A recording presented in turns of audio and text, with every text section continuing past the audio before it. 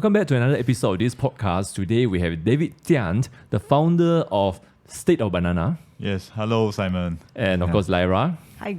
Let's talk about Malaysia now because you know one of the things that now you are in Chinese media, right? Mm-hmm. And okay, let me just confirm it so I don't read wrong. State of Banana, it's a social media and you are in Facebook, IG. Yeah. And I want to talk about the mindset of Chinese media because I mean we just the last few episodes, Lyra and myself, we talked so much about elections. Yeah. But one of the things that we noticed, of course, right after cabinet was announced, and today deputy will be announced, so I think there will be a new round of reactions, especially given that DAP represent the Chinese and get very, very little full minister. And you can see the disappointment of the Chinese media. And now maybe you can share a little bit about what's the psyche, what's the motivations and foundation of Chinese media in Malaysia? Because when we were discussing, you did mention that you also believe they are quite influenced by China or what's happening in China. For me, the expression of Chinese media right now, they are kind of more to protect themselves. Okay. Because actually no one is seeing the green wave, especially Chinese.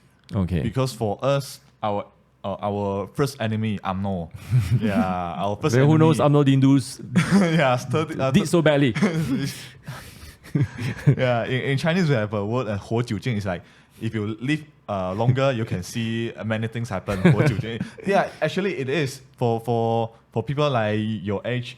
Maybe in my age, you didn't see UMNO will lose like this. No, never. I think who expect? Nobody anticipated that. 20 something, it's like actually it's quite same with GPS already. Yeah, almost. Mind blown.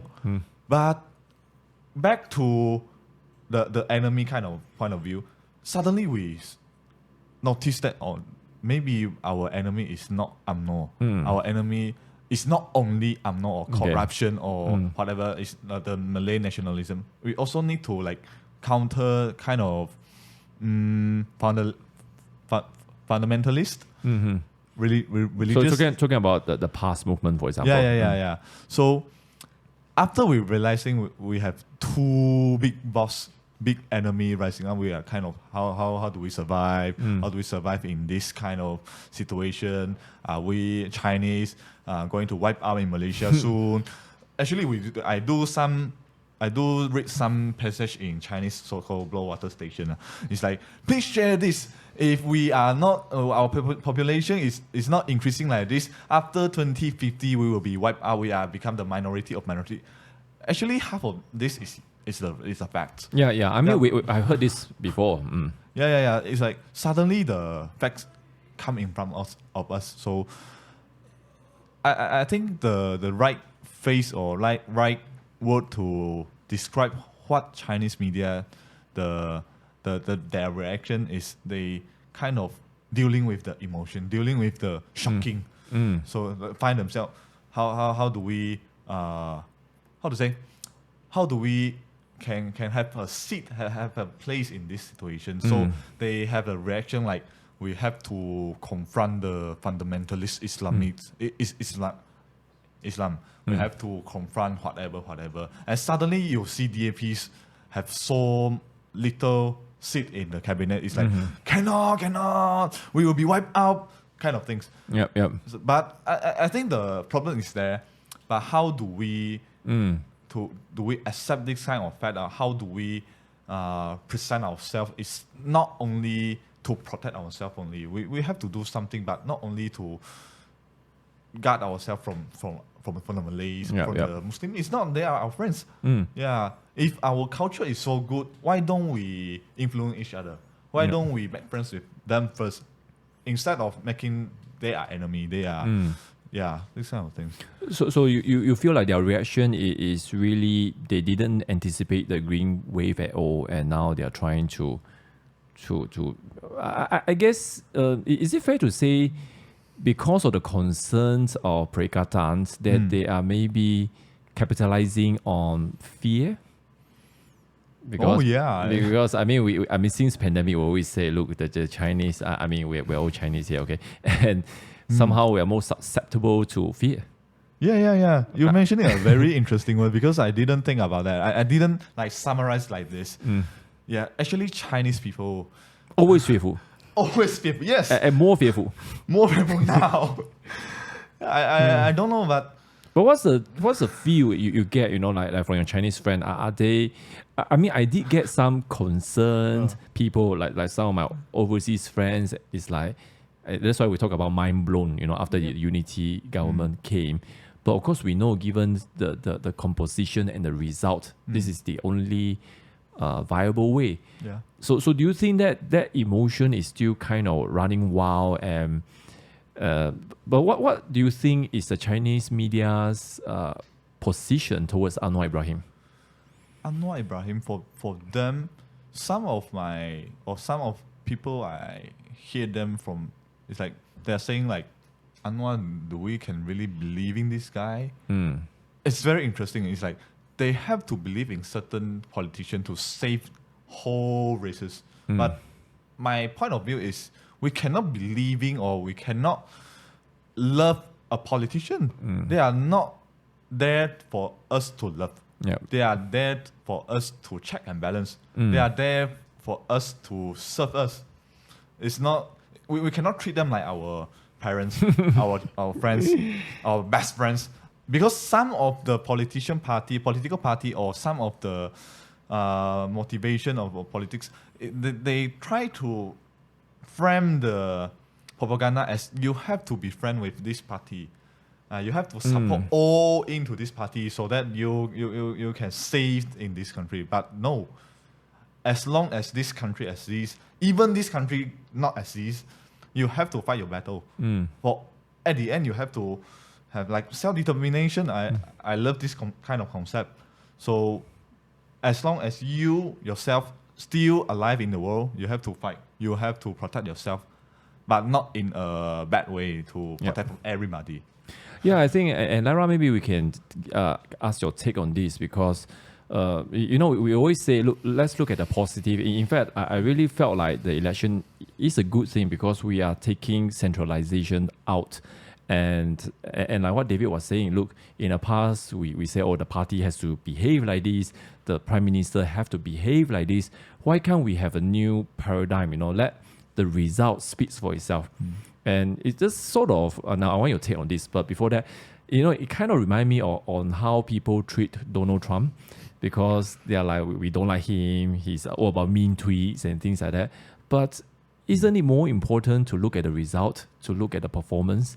So do you agree that going forward, we need some results regardless? It's like, if there's progress, if there's less corruption, if the economy improve, then the Chinese media, for example, what we've been discussing, then they shouldn't be, we always talk about the Malay siege mentality, and now it seems that we're coming into the Chinese siege mentality and triggered by, first and foremost, the unity government and then the cabinet. I don't even know what is, the deputy will be announced tonight, maybe another Already round. announced. Yeah, quite shocked actually. Yeah, I think another round of mind blown, especially if not sufficient representation for the deputy. But Lyra, what's your take on this? No, I think it's interesting that you talk about I guess Chinese community, generally we are a harmonious sort of community. I mean, even with Xi Jinping's talk, one of it is like you really about that sort of harmonious living among each other and stuff like that.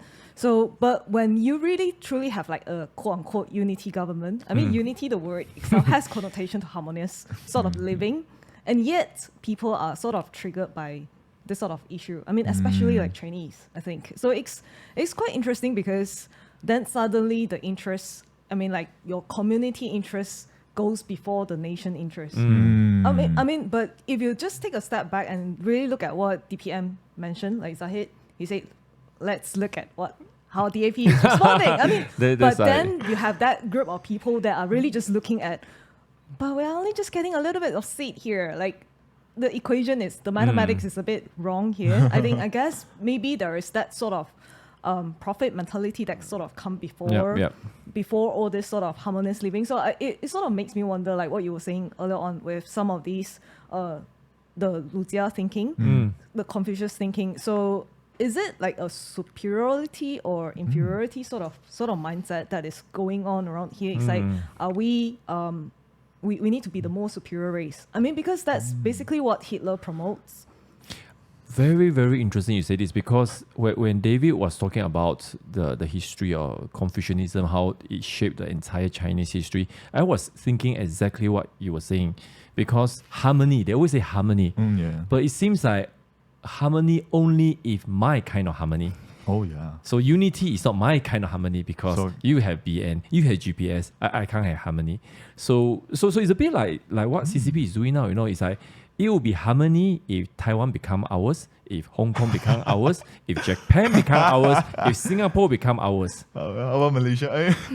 Yeah, Malaysia, not so important yet. But I think, talking to a lot of business people from China, they really love Malaysia because we have, most of us, we have English, and we can communicate with them. They felt at home here. Yeah. More than a lot of other places. I would say we do have an advantage. But of course, back to the question you posed right at the beginning, with the tiger opening its big mouth, the dragon opening its big mouth, we really need to think what should our response be, and that would be one of Anwar Ibrahim tasks, not only him, but the whole Southeast Asia. Yes, but I definitely do agree with what you were saying earlier on, as in the results have to be that benchmark that all of us are going forward. I mean, if you are talking about nation building, we definitely look at the results, because you can't be just talking about certain things that are like you're constantly on the dissenting sort of mode, and then there's no results at all. I mean, eventually people are not going to vote for you.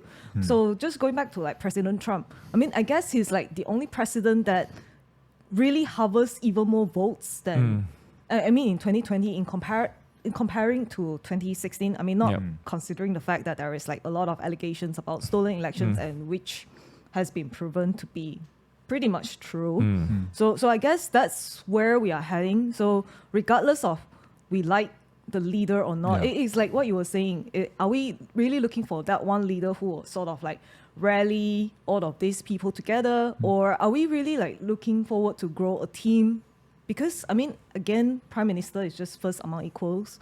You're talking about the whole cabinet here. So the whole cabinet has to be aligned in terms of just moving the whole nation forward. And if those people who are not aligned and not for the interest of the nation, I think hopefully the nation will progress and mature into that, the way of voting where we are able to look at the candidate and then we begin to see, oh, sorry, this guy is not really putting the interest of the nation first, putting the people first, because after all, these are all civil servants, so they work for the people. So I think hopefully that we will reach that stage one day.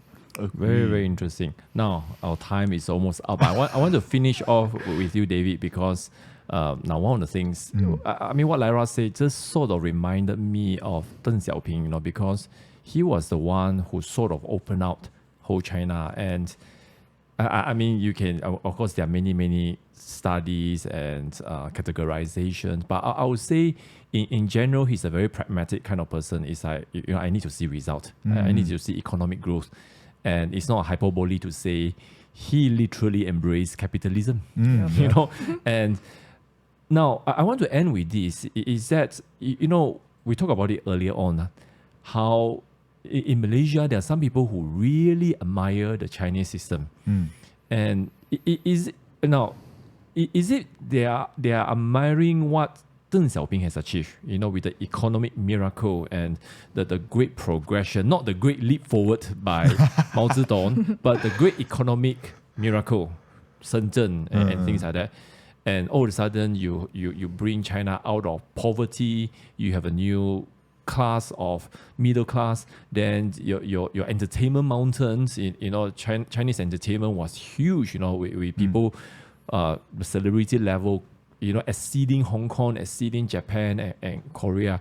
So all of a sudden people are like, oh, they have the tech, they have the money, there's surveillance here. So do you think people are attracted to that rather than what we are seeing now, that kind of control? Because seems a bit inconsistent. Yeah, your questions made me think about during the Mahathir era in the 1980s, like everyone get rich. For what I heard, everyone get rich, same as China. And Chinese community is a community that love money so much. You're right. You know a memes, a comedian says, we greet each other in Chinese New Year. I hope you get rich. Yeah, so if we become rich, we are happy. But rich will hinder many things. Like China now, like 1980s Malaysia, and comparing to current situation now.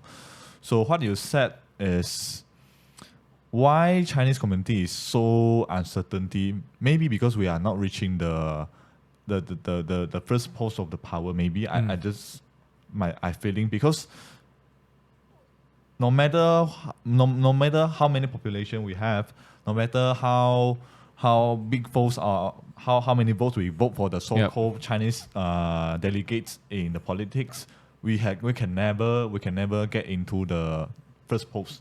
So many people are marrying Singapore because Singapore they have the Chinese prime minister, and China they have the Chinese president. But in Malaysia or Malay Muslim cannot. But what if we get the Chinese go into the first post? We have those arguments, those complaints disappear? Maybe not. Maybe not. So after this kind of thinking, I think the deep-rooted cycle or deep-rooted kind of, maybe because we Chinese community are traumatized from history. We're scared of loss. We're scared of lack of anything. So as long as we get something from outside or inside, we fear to lose them. Just like the unity government you have mentioned, the superior inferior.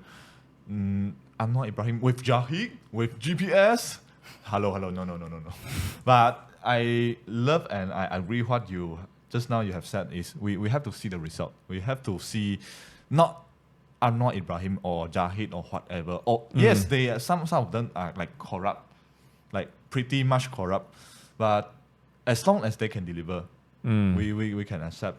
But to when we can achieve this kind of situation, I hope so. Maybe every voter's voice out. We have to educate our friends, educate our family members to let them think differently.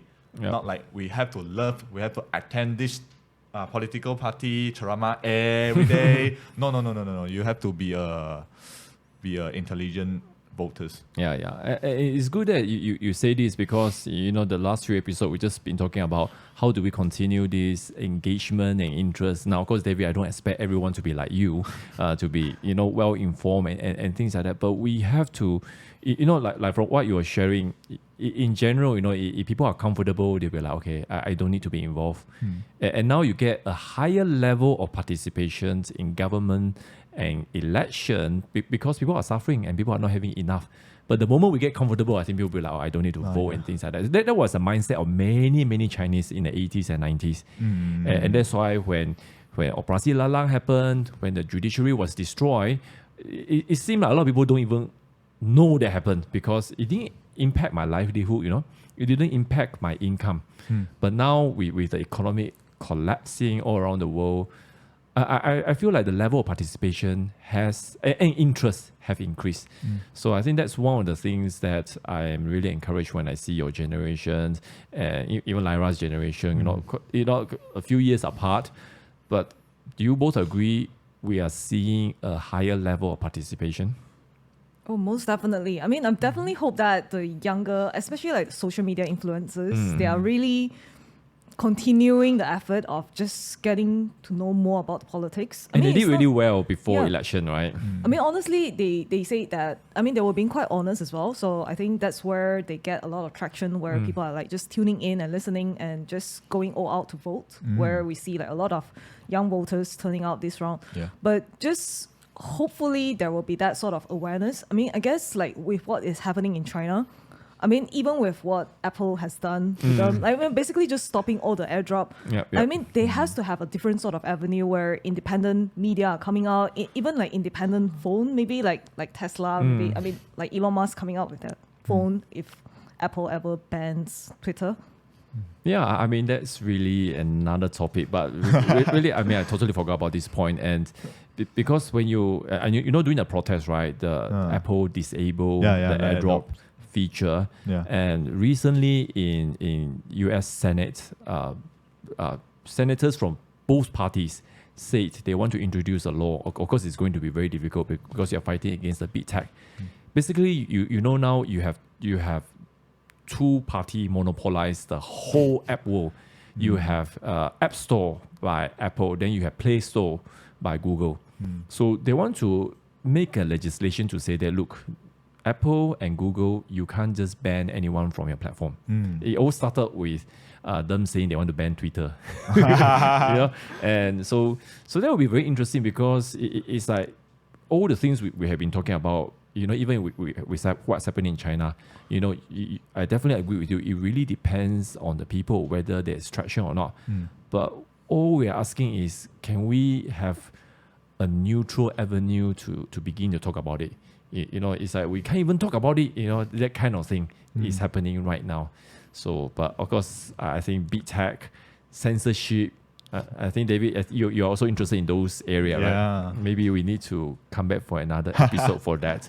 Yeah. So anyway, I think so any concluding point, is like what would you say to all the listeners here now? How do we encourage people, in light of the I don't want to use the word negativity, but that's the only thing that comes to my mind when I think about the Chinese media in Malaysia, the negativity. How do we create a more positive kind of environment?